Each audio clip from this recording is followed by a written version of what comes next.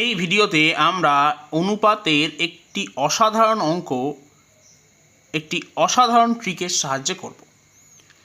এক্ষেত্রে সমস্যাটি হলো a plus B is to B plus C is to C plus A সমান সমান দেওয়া আছে 3:4:5। এখন a is to B is to C এর মান নির্ণয় করতে বলা হয়েছে। এক্ষেত্রে নিয়মটা হলো আমরা প্রথমে লিখব এখানে a is to B is to C.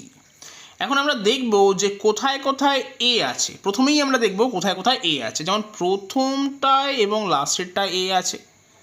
তাহলে এই দুটোকে আমরা যোগ করব, অর্থাৎ এই দুটোর সঙ্গে যুক্ত আনুপাতিক পদকে যোগ করব, অর্থাৎ 3 আর 5কে যোগ করব, পাবো 8।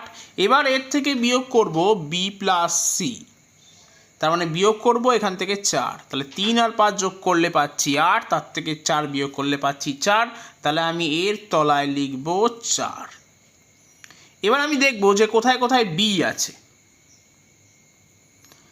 ক্লিয়ারলি এখানে বি আছে আর এখানে বি আছে, তাহলে এই দুটোকে যোগ করব, অর্থাৎ এর সঙ্গে যুক্ত আনুপাতিক পদ অর্থাৎ 3 আর 4কে যোগ করব এবং তার থেকে বিয়োগ করব পড়ে থাকা যেটা সেটা, অর্থাৎ সি প্লাস এ কে।